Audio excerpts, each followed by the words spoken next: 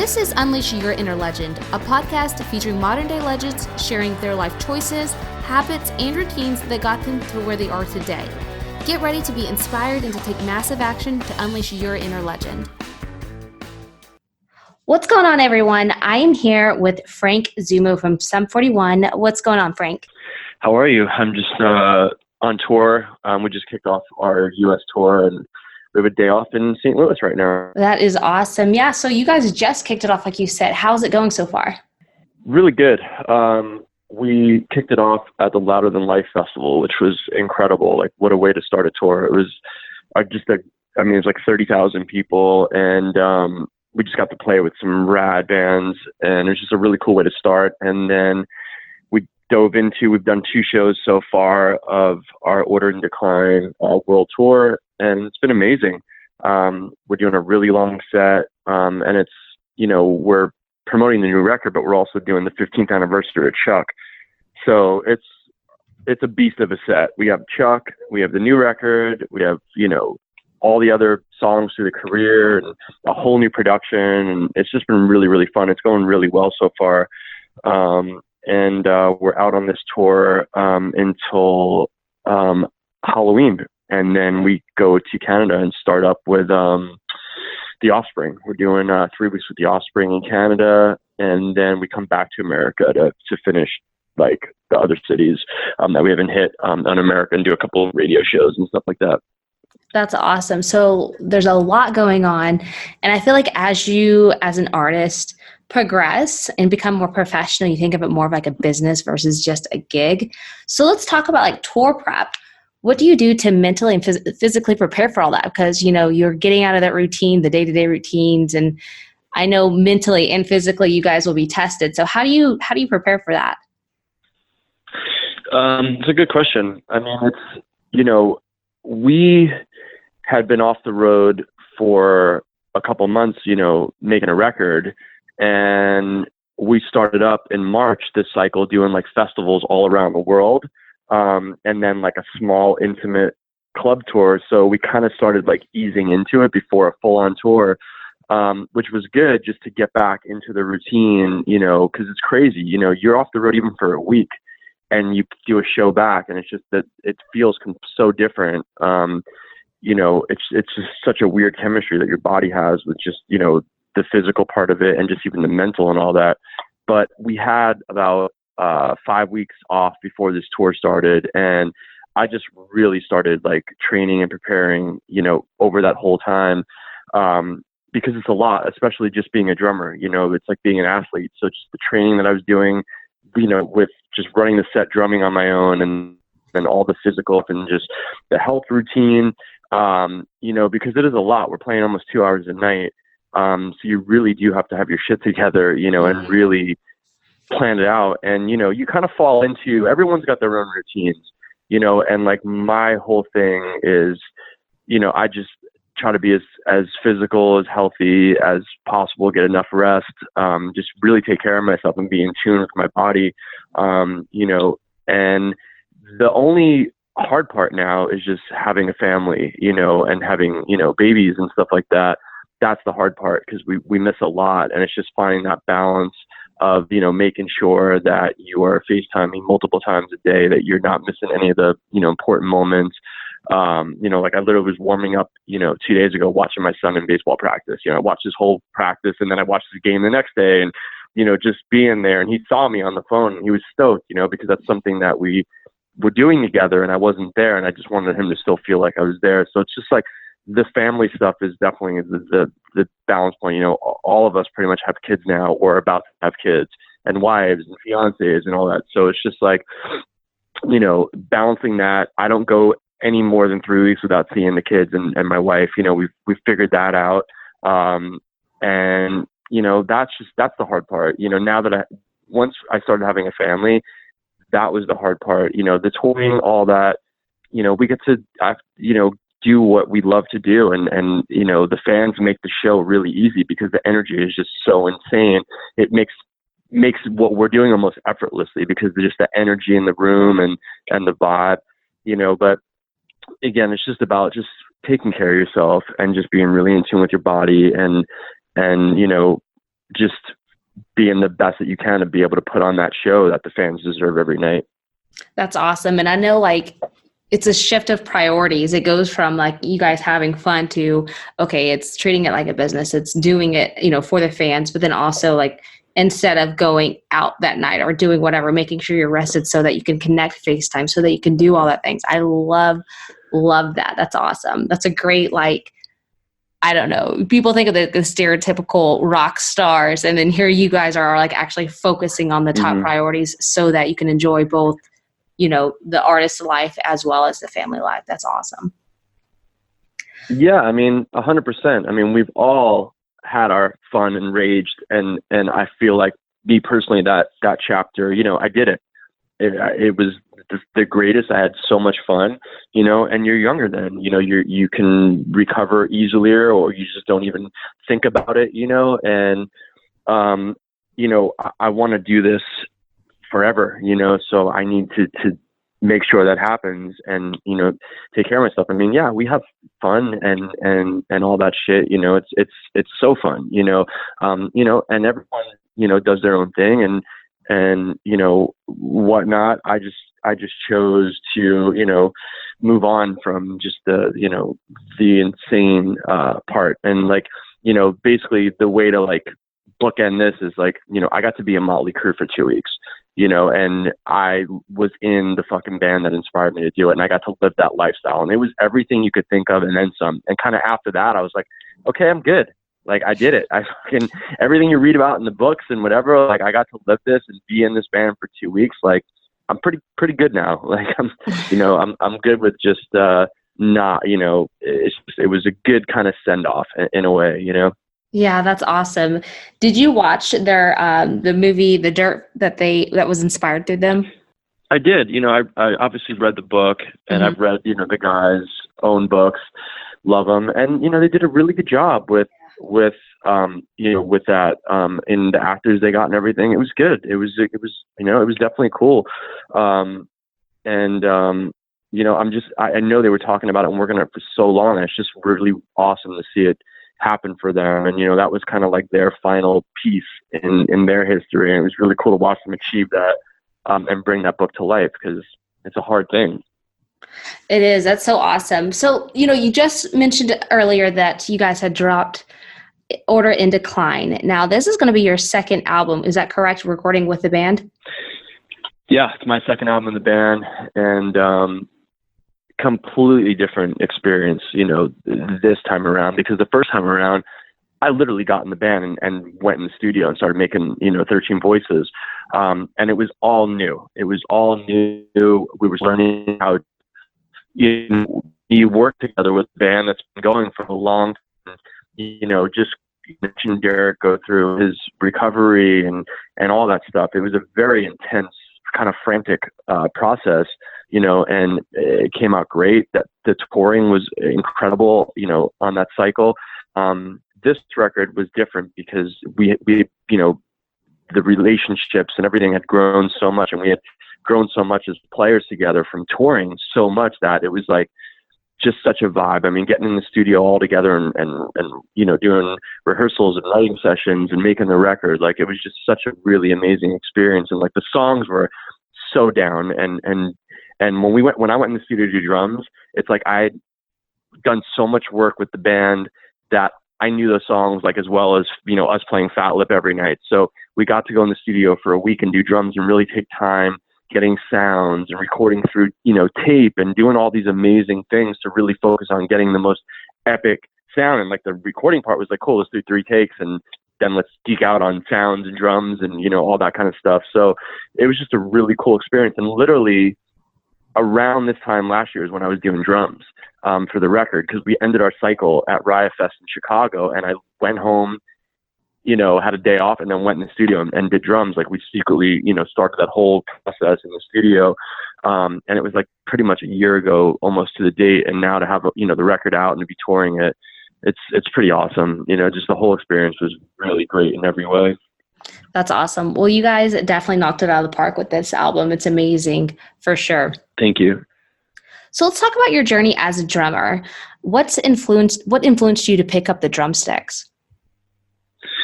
So it's kind of like a two-part thing. My parents were in a band together, and my dad played drums, my mom sang. In the apartment in New York that my parents had, the drums were set up in a room in the house, and my parents said when I was like either 2 or 3, I just walked away from the dinner table, and the next thing they heard was me playing drums. Like I just kind of found them and discovered them on my own, and then that was kind of it. My dad gave me that drum set, which I actually still have to this day, and I used it on some of the new Sum 41 record, which was like, talk about a full circle, amazing thing. That was it. He gave me his record collection, a pair of headphones, and said, have at it. And, that's kind of what started it for me. But when I was 5 years old, my parents took me to see Ozzy and Motley Crue in the arena in Long Island, New York. And when Motley came on stage and I was in like the nosebleed seats, Tommy Lee, like I was so captivated by him and how much he like made the drums and, stand out, and how much of a performer he was. I knew at that moment when I was 5 that this is what I wanted to do for the rest of my life. So that's kind of like the two things that literally locked it in for me, and, how I got my start. That's amazing. So drumming was pretty much in your DNA, like before, like you literally that was the life you lived before you were probably potty trained. That's amazing. Yeah, and my mom was on stage singing like up until I was born, so like I was on stage, and I think that really did play a big part into it. And like we, talk about full circle, when my wife was like, a couple days before our due date, for our first baby, we went to the Motley final, tour, and, she was there at the show, and the baby was just like, from all the vibrations, she was just like doing somersaults in her stomach. And it was just cool. Like we always try to have, when she was pregnant with our kids, like around music and all that. And then, my oldest son, he, on our last tour cycle, I mean, he was raised on that tour cycle. He was all over the world on that cycle, which is pretty amazing to have pictures of like, an infant in fucking Munich, Germany and stuff. It was pretty cool that, I've been able to do that, with my kids. And it's just funny, like my son, because he's, grown up with that, he thinks that's just like how it is. Like you go to a show, you get to be, side stage, you get to go play the drums at sound check and all that. And his favorite band's 21 Pilots. And I took him to see their show in LA at like maybe the beginning of the year or something like that, last fall. And in the middle of the show, he just starts crying. And I'm like, dude, what's the matter? And he's all, I want to go on stage and say hi to them, and I want to play the drums. And I'm like, oh my God, he thinks that because that's what he does at daddy shows, you could do this at, shows. I'm like, that's just how he thinks. And I'm like, no, bud, you can do that at daddy shows, but not this show, which is so funny that like, that's just how he thinks it is. It's already ingrained in his head that like, that's normal. So possibility for him being a musician and what he could do with that is like literally limitless, because there's no already limiting beliefs that you as a parent has instilled in him. And that's incredible. I'm excited to see kind of that evolution of generation musicians come through. Oh, we for sure have a band right now. Like with all the Sum 41 babies, we have a band for sure with all the kids. So, I mean, it's funny, when I got in the band, Cone was the only one that had a baby. And now it's like everyone has babies, stepkids, or about to have babies. So it's wild. The second album in with the band, there's just like a plethora of babies. It's awesome.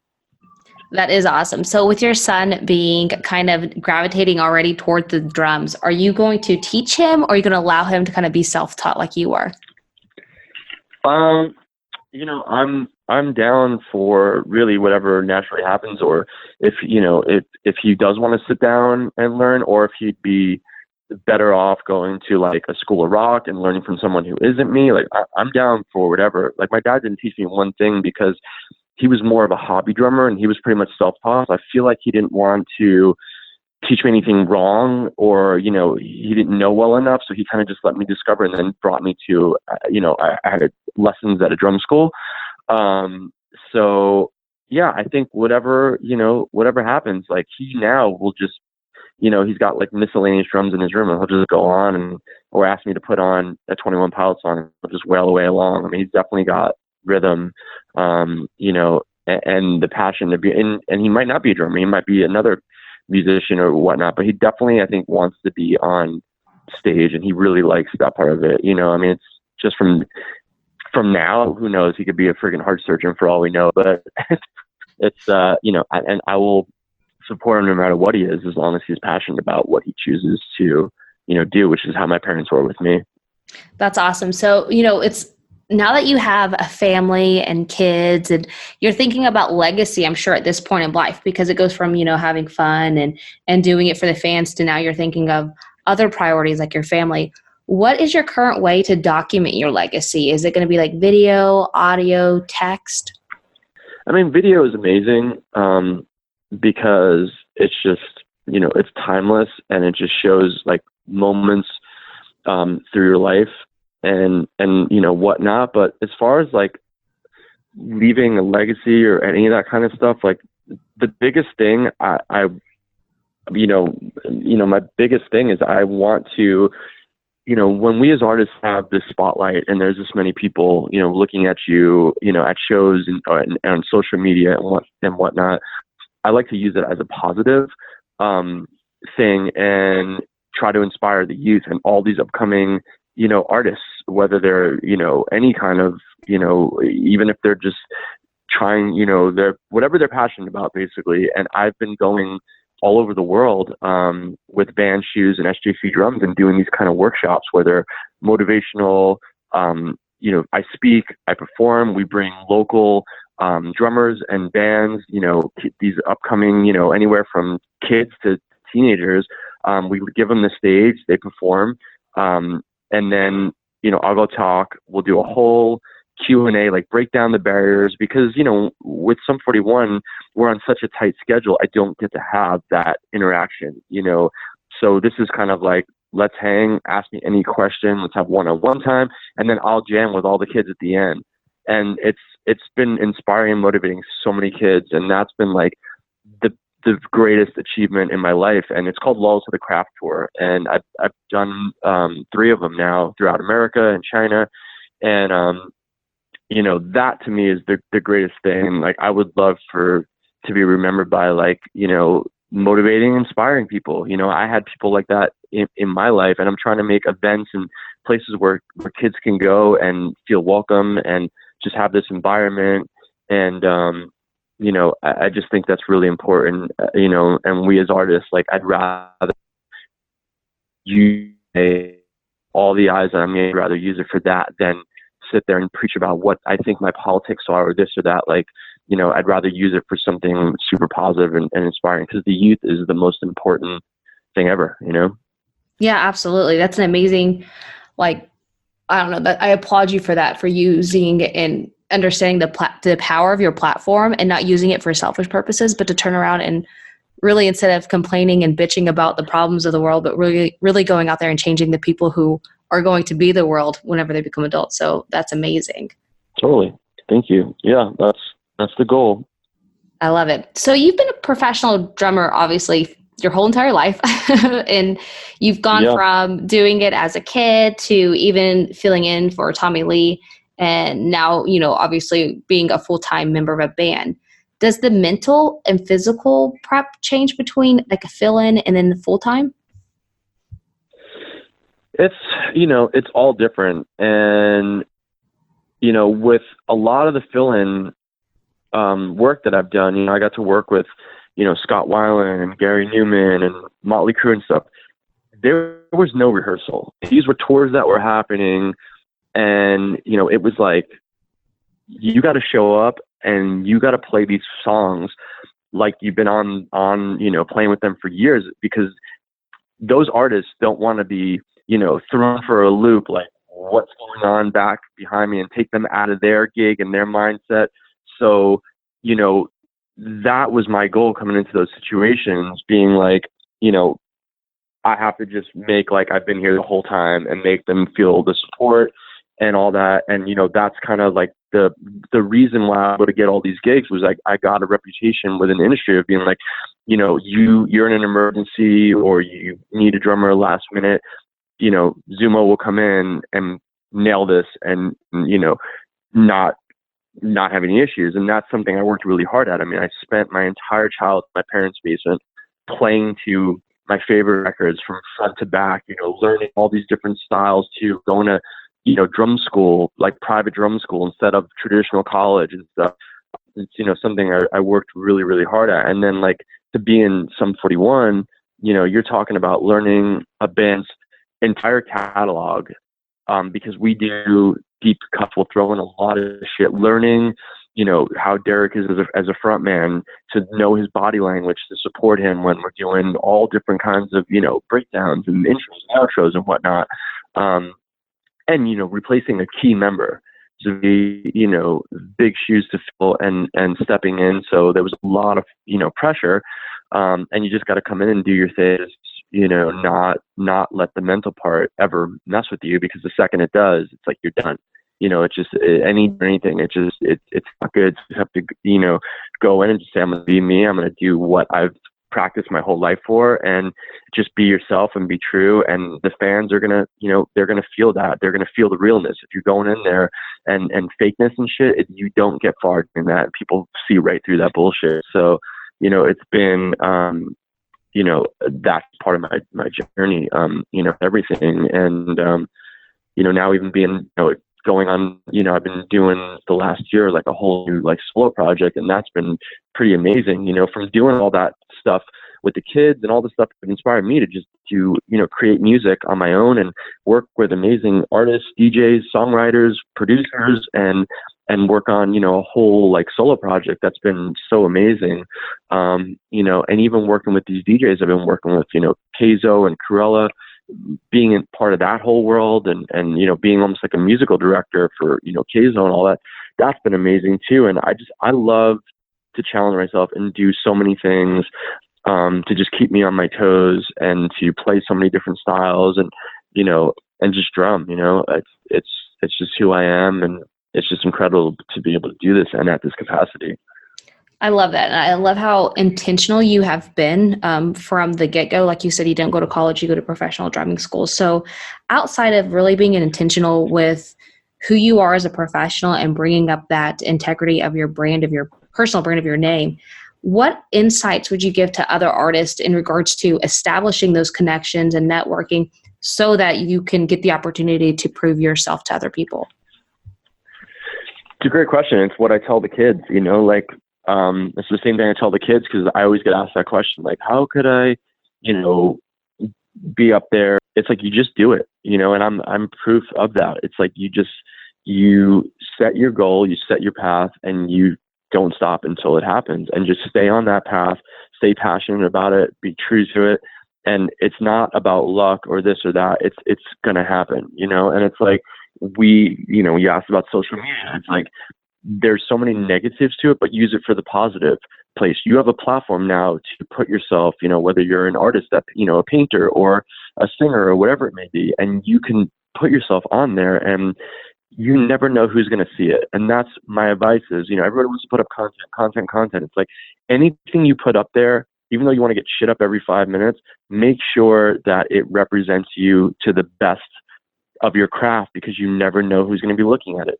There are musicians now getting bands and getting gigs in the biggest bands because of a video they put up on Instagram or YouTube. That's the new way to audition. I mean, I run Street Drum Courts, my percussion, company that I started 15 years ago. And like, our auditions now are, people send us on their phones. They'll shoot a video, or we'll go to their Instagram page or whatever and see what videos they put up, and we can tell right away if they have what it takes to be in the Street Drum Corps, So it's like, use it to your advantage. Always make sure it represents you to the best capacity, and just don't get wrapped up in the negativity of it. I'm a product of it too. I'll put up, something, and then you'll get haters and all these internet bully cowards. And it's like, you just have to look past that and not let that, ever bother you, because that's just these jealous people who sit at home miserable on their computers. And it's like, I challenge you to get up and do this and, make something, instead of sitting here being a coward and writing some shit, and those are the same people you'll see on the street that'll kiss your ass, but they would never say that to your face. It's just like the funny world that we live in now, the balance of all that shit. But it's like, use it as a positive thing and to your advantage to promote yourself, because it's a brilliant way. When I was coming up, we didn't have any of that, and it's like, I'm not even that old, and it's like how much technology has changed from when I was coming up. I had to go wait in the cattle call audition line. Now that barely happens anymore. It's crazy. Yeah, it's a strange time that we live in, and I'm loving it, because it's funny, because I was thinking in my head, is like, I wanted to ask you regarding the changes that you've witnessed within the industry. You see it going from even like cassettes to CDs to MP3s. Mm-hmm. Now it's streaming.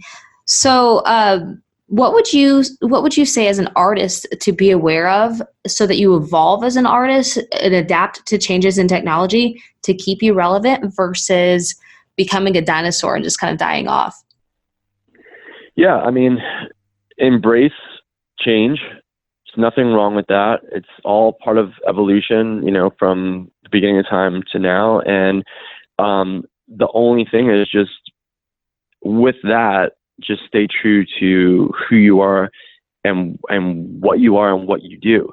I think Sum 41 is a perfect example of that. We make music that comes out of us. If we don't sit around and have a meeting and talk about this record's going to be this sounding record, just what comes out, especially what Derek is feeling at that time, and it just all comes together, and we never know what it's going to be like, till the end. And like, it's in the scene that Sum 41, came from. A lot of those bands are just, going for super pop radio. Now everyone's just chasing that radio hit, and literally I don't think half the drummers even play on the records anymore. It's all just, they don't write their songs anymore. It's just, this whole thing. And we've gone the complete other path, and like, this record is one of the heaviest records this band's ever made, and it's like, it's just, that's what came out with us. It wasn't a talked about thing. It's not like we're going to make a heavy record. It happened that way. And it's pretty cool that the Chuck record is, before this, the heaviest record of Sum 41, and we're kind of touring both those records right now. So it's just a fucking heavy set, which I love, because I come from the heavy world. So it's just so fun drumming wise.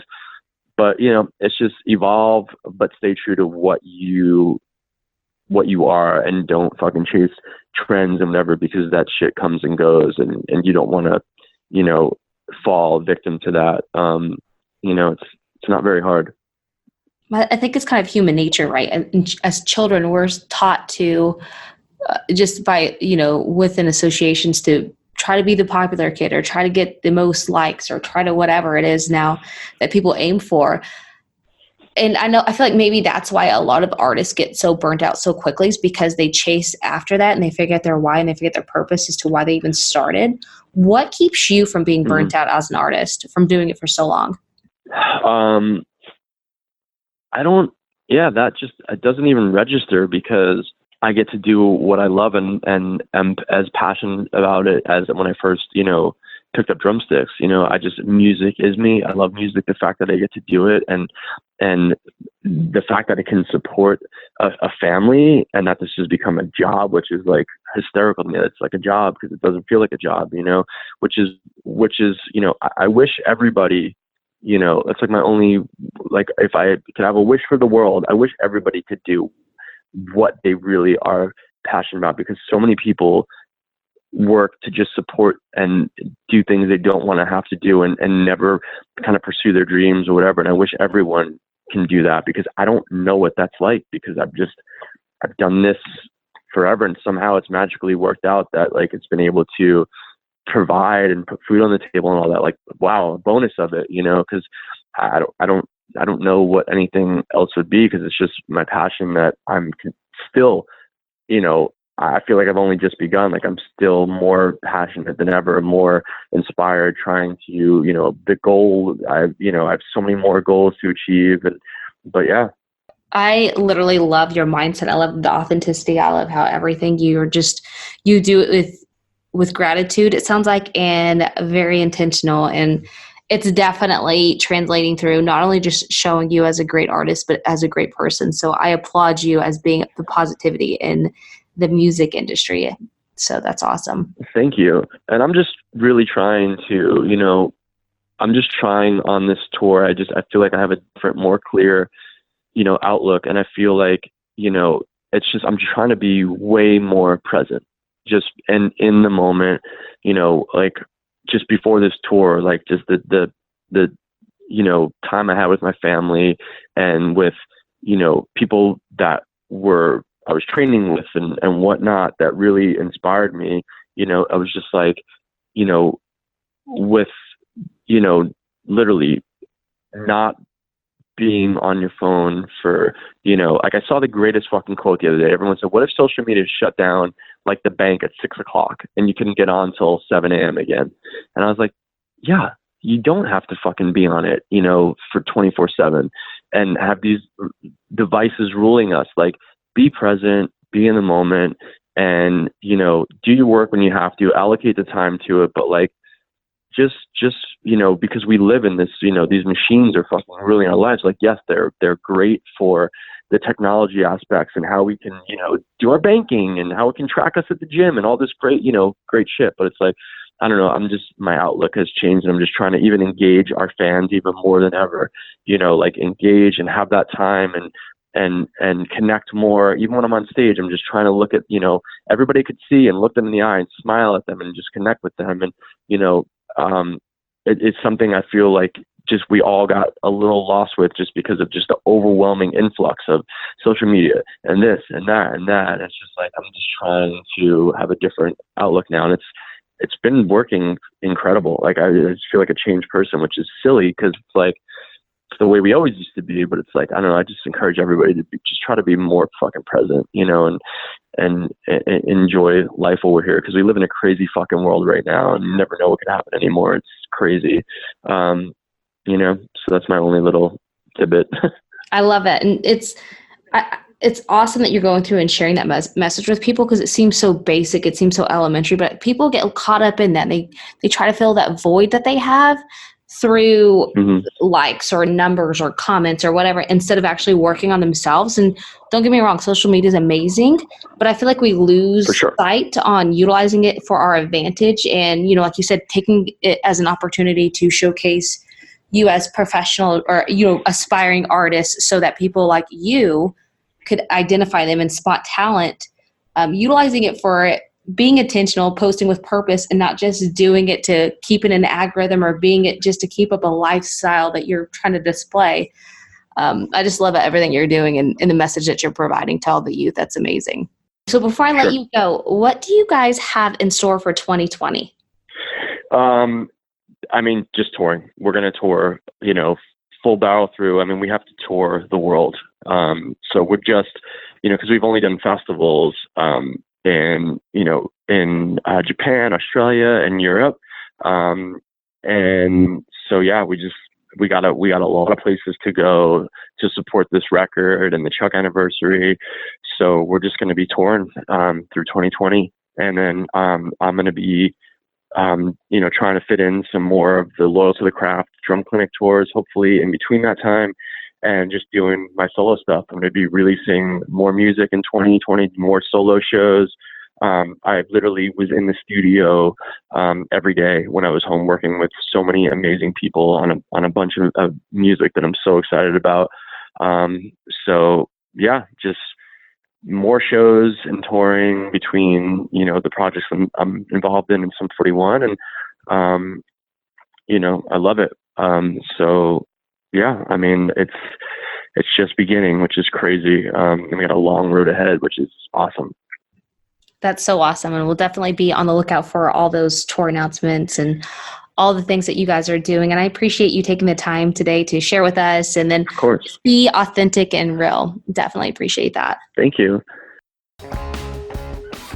I hope you enjoyed this episode of Unleash Your Inner Legend. For more inspiration, make sure to subscribe by going to unleashyourinnerlegend.com. We'll see you guys next week.